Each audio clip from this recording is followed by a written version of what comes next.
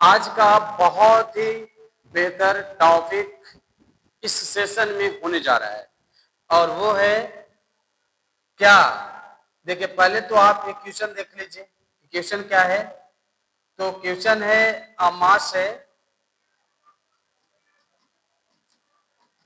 अमाशय की क्रिया भोजन के पाचन में होती है। तो इसको क्या करना है? वर्णन करना है। तो अमाशय की क्रिया भोजन के पाचन में होती है, वर्णन करना है कि अमाशय की क्रिया भोजन के पाचन में कैसे होती है। दूसरी बात है कि आप इसे ऐसे भी जान सकते हैं, स्टोमेक। पूरा कहानी स्टोमेक का आज आप सीख जाइए इस सेशन में कि स्टोमेक है तो क्या क्या करेगा, कैसे कैसे कार्य घटित होगी, वो भी स्टोमेक के अंदर, पेट के अंदर, अमाशय के अंदर। तो अमाशय के अंदर होने वाले सभी क्रियाओं को आज जान लेना है। समझ रहे ना बात को? तो ये देखना चाहेंगे कि जिससे होता क्या है कि अमाशय की रचना कैसे होगी। सबसे पहले तो यहाँ पर बात है कि पेट की रचना कैसी होगी, तो ये भी हम लोग बात कर लेते हैं यहाँ पर कि पेट की रचना जो है वो इस तरह से होगा। तो पेट की रचना इस तरह से होगा, तो ये देखना है कि पेट की रचना इस तरह से होगा। तो बहुत अच्छे से सीखना है कि पेट की रचना जब इस तरह से होगा तो ये अन्य रचनाएं यहाँ पर भी एक साथ दिखने वाला है। और इस तरह से ये दिखने वाला रचना यहाँ पर ऐसे दिख रहा है। इसका नाम स्टोमक से है, ये स्टोमक हो गया। इसका नाम पैनक्रियास है, ये समझ में आ रहा होगा। इसका नाम पित्ताशय है, इसका नाम लेवर है। सब तो जानवे करते हैं। यहाँ पर ग्रहणी है, ये सब पता है। और इतना के बाद यहाँ पर एनस है, ये सबको पता है। और अब क्या होता है सुनिए, समझाता हूं। बहुत बारीकी से समझने की बात है पढ़ाई को। अब यहाँ से भोजन आप करोगे तो भोजन यहाँ से करने के बाद भोजन तो यहाँ चल आया पेट में।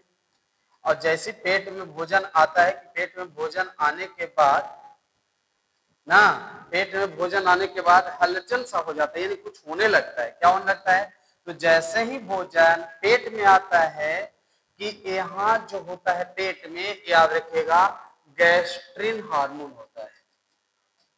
याद रखना है सारे लोगों को, यहाँ पर होता है गैस्ट्रिन हार्मोन। तो भोजन को जैसे ही ऊपर से ग्रहण करेंगे कि भोजन ऊपर से ग्रहण होकर आएगा स्टोमक में, मतलब पेट में। और भोजन जैसे ही पेट में आएगा कि पेट में भोजन आने के बाद यहाँ एक हार्मोन बनेगा और उस हार्मोन का नाम है गैस्ट्रिन हार्मोन। तो जैसे ही भोजन ऊपर से ग्रहण करेंगे कि भोजन पेट में जाएगा, और भोजन पेट में जाएगा तो पेट में बनेगा गैस्ट्रिन हार्मोन। और पेट में जैसे गैस्ट्रिन हार्मोन बनेगा कि गैस्ट्रिन हार्मोन गैस्ट्रिक ग्लैंड को उत्तेजित करता है। याद रखिएगा, गैस्ट्रिन ग्लैंड को उत्तेजित करता है, ये भी याद रखिए। ये होता है आपको 40 मिलियन गैस्ट्रिक ग्लैंड होता है। और गैस्ट्रिक ग्लैंड अब काम करना शुरू करता है तो गैस्ट्रिक ग्लैंड जो है वो गैस्ट्रिक जूस बनाने लगता है। याद रखिएगा ये चीजें। और ये गैस्ट्रिक जूस जो है 3 से 4 लीटर बनता है प्रतिदिन। अब याद रखना है कि प्रतिदिन जो है वो 3 से 4 लीटर गैस्ट्रिक जूस बनता है, जठर रस बनता है भोजन के पाचन के लिए। अब ये जो गैस्ट्रिक जूस बन रहा है जिसका नाम जठर रस है, जो पेट के अंदर बन रहा है और वो भोजन को पचाने में मदद करेगा। तो भोजन को पचाने में मदद करेगा, उसका नाम होगा गैस्ट्रिक जूस। और गैस्ट्रिक जूस यहाँ बन रहा है 3 से 4 लीटर, और वो भी पर डे। तो पर डे यानी प्रतिदिन बन रहा है 3 से 4 लीटर गैस्ट्रिक जूस, और वही गैस्ट्रिक ग्लैंड के द्वारा। गैस्ट्रिक ग्लैंड हमारे पेट में 40 मिलियन है और ये गैस्ट्रिक हार्मोन द्वारा कार्य करना शुरू करता है। जैसे 3 से 4 जो लीटर प्रतिदिन बनता है गैस्ट्रिक जूस, तो आखिर कैसा होता है? तो गैस्ट्रिक जूस याद रखना है तरल होता है। तो तरल होने का कारण क्या है? ये देखिए, तरल होने का कारण है कि इसमें जल है। क्लियर है? उसके बाद हाइड्रोक्लोरिक अम्ल है। उसके बाद आपको जो है इसमें एंजाइम भी है। और उसके बाद म्यूकस भी है। सब तो इसी में, जल भी है, हाइड्रोक्लोरिक अम्ल भी है, एंजाइम भी है और म्यूकस भी है। ये सब कहाँ है? तरल रूप में। और ये तरल रूप क्या है, गैस्ट्रिक जूस का। कितना बनता है प्रतिदिन, 3 से 4 लीटर बनता है। आ रहा बात समझ में। अब यहाँ 1 पॉइंट, 2 पॉइंट, 3 पॉइंट और 4 पॉइंट आपको यहाँ याद रखना है कि 4 पॉइंट यहाँ तैयार होता है। जल, हाइड्रोक्लोरिक अम्ल, एंजाइम और म्यूकस, ये सारे चीज अवेलेबल है, प्रेजेंट है कहाँ, तो गैस्ट्रिक जूस में। तो गैस्ट्रिक जूस में उपस्थित है जल, हाइड्रोक्लोरिक अम्ल, एंजाइम और म्यूकस। ये सब तरल रूप में होने के कारण ऐसा होना, इसमें उपस्थित होना समझा गया है। तो पेट के अंदर में यानी ऐसा कार्य हो रहा है, और पेट के अंदर में जब ऐसा कार्य हो रहा है तो ये समझना है कि जल जो है वो क्या करता है, भोजन को यहाँ पर जल तरल बनाता है, तब इसका नाम होता है काइम। जल भोजन के साथ मिलेगा, तो जब भोजन के साथ जल मिलता है तो पतला हो जाता है काइम, और 3 से 4 घंटे में वो ग्रहणी में चला आता है भोजन काइम के रूप में। अब ग्रहणी भोजन काइम के रूप में आएगा, पतला होकर आएगा, तो भोजन तो ग्रहणी में पचेगा ही। आ रही बात समझ में। जब इतना जैसी होती है कि जल का अपना काम, कहानी समझ रहे हैं कि जल का क्या कहानी था, भोजन के साथ जल को मिलना, और भोजन के साथ जल को मिलना और भोजन को पतला कर देना, और भोजन का ऐसे पतला रूप काइम कहलाता है। क्लियर हो रहा है। और जैसी ग्रहणी में पहुंचता है उससे पहले ही बहुत कुछ होता है। क्या होता है इसके बारे में समझ लेना होगा।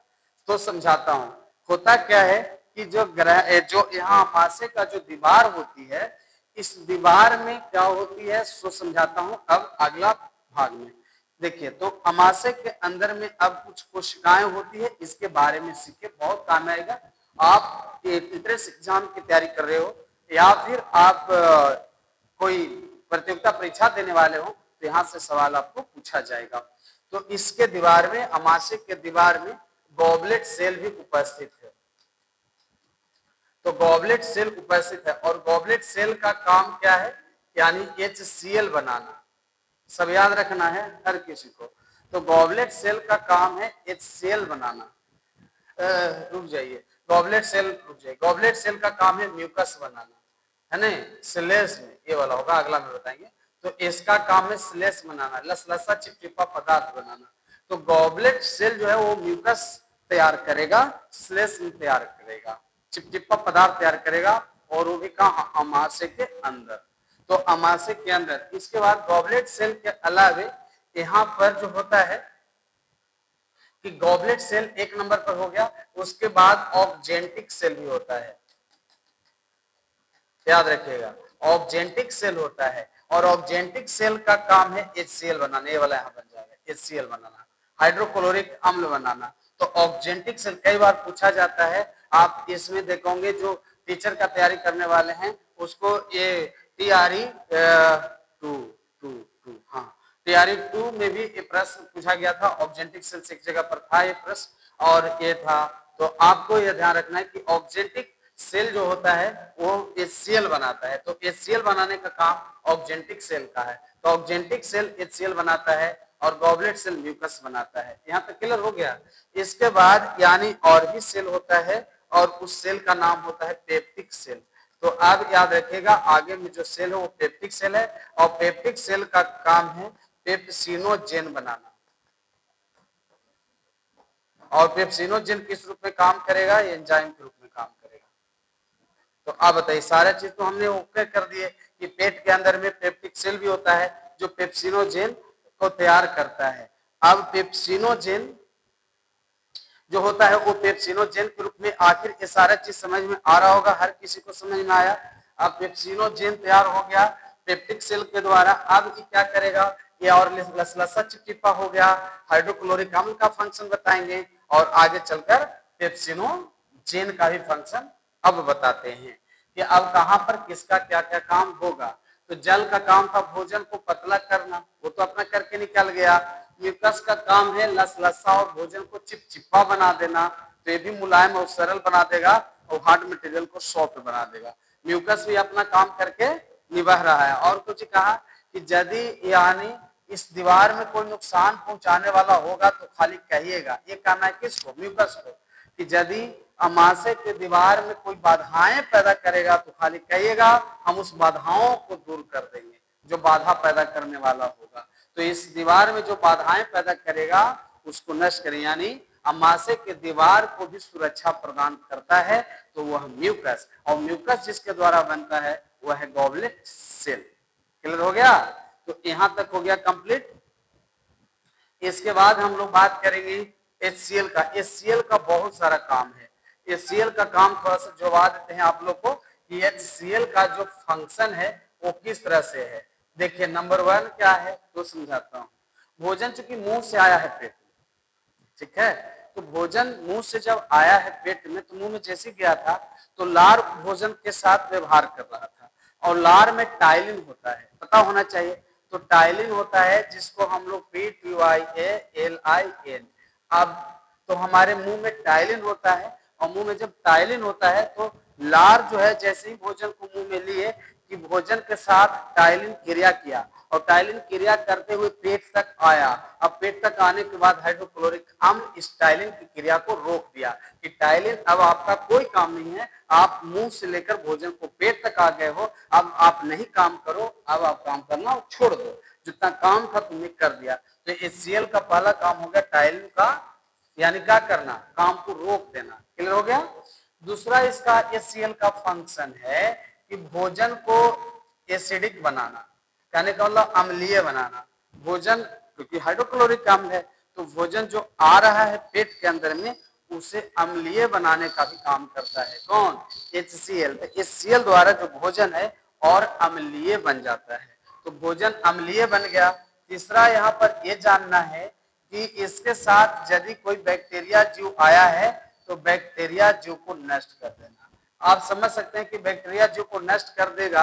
अब यहां तक ये चीजें समझ आ रहा है, कोई यदि जर्म्स दूषित भोजन होता है, कई बार खाना देर का है, दूषित बर्तन में रखा गया है, या उस खाना को कोई अदर पर्सन ने छुआ हो, या संक्रमण वाले जगह से वो आया है, तो दूषित भोजन को ग्रहण जब आप करेंगे तो आपको नुकसान होगा, क्योंकि उस दूषित भोजन में बैक्टीरिया जिंदा रहता है, इसलिए बैक्टीरिया को आप मार गिराना चाहते हैं, इसलिए आपको HCl का होना जरूरी है। क्लियर हो गया?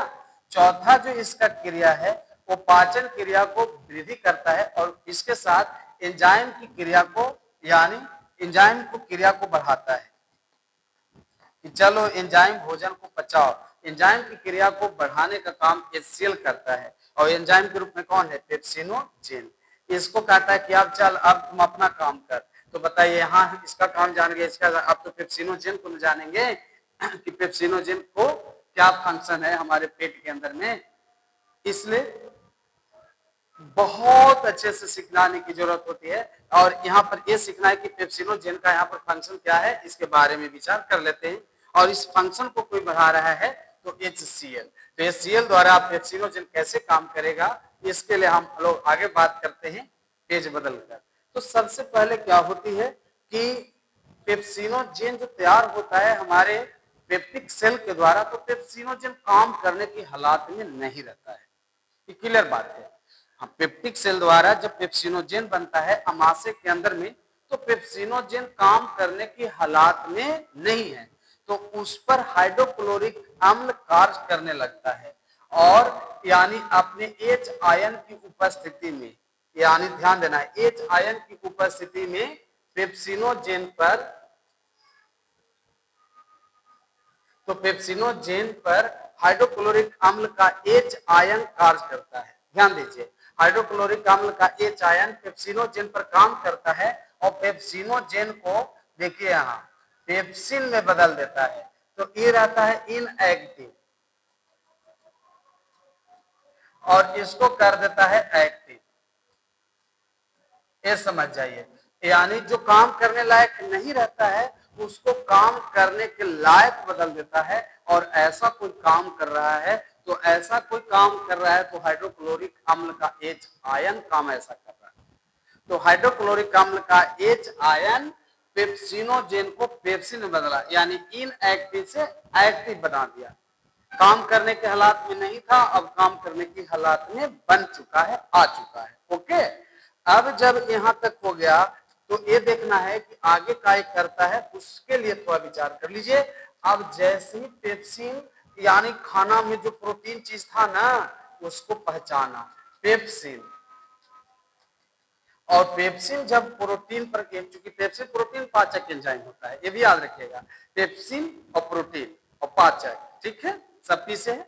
तो ये जब प्रोटीन पर जब पेप्सिन काम किया तो ये बना दिया पेप्टोन, पॉलीपेप्टाइड और प्रोटीओजेज। ये तीन चीज बनेगा, पॉलीपेप्टाइड, पेप्टोन और प्रोटीओजेज, क्योंकि अमाशय का फंक्शन सब लोग समझ रहे हैं। अब ये देखना है कि यहां पर बनेगा पॉलीपेप्टाइड प्लस पेप्टोन प्लस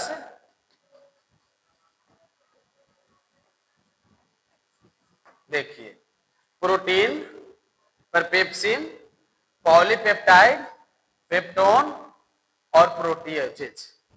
तो यहां पर हो गया पॉलीपेप्टाइड, पेप्टोन और प्रोटीओजेज। तब यहां तीन चीजें, पॉलीपेप्टाइड, पेप्टोन और प्रोटीओजेज, यानी ये बना पेप्सिन के द्वारा, किस पर क्रिया होने से, प्रोटीन। तो हम लोग ये ना सिंपल सा जानते हैं कि खाना खाते हैं प्रोटीन को पचाते हैं, लेकिन आज ये जानिए कि खाना खाते हैं प्रोटीन को आप प्राप्त करते हैं। तो खाना खाने से आपको प्रोटीन की जो प्राप्ति हुआ वो प्रोटीन आपको किस किस रूप में बदल रहा है, तो सामने दिया गया है कि प्रोटीन आपके शरीर में पॉलीपेप्टाइड, पेप्टोन और प्रोटीओजेज में बदल जाता है। इस प्रकार से भोजन करने के बाद प्रोटीन की आपके शरीर में मेंटेनेंस होती है, प्रोटीन से आपका शरीर का सेहत बना रहता है। इस प्रकार से सेहत को बनाए रखने में आपका भोजन का बहुत बड़ा रोल होता है, role of food material in healthy your life. Yes, तो मेंटेन करता है, इसी तरह से आपको समझना है। आगे का भी टॉपिक इसी तरह से समझते रहना होगा और आप हमेशा सेशन में जुड़िए और रेनो पाठशाला पर आप जुड़ करके सेशन को बेहतर बनाइए। ढेर सारी बधाई, शुभकामनाएं।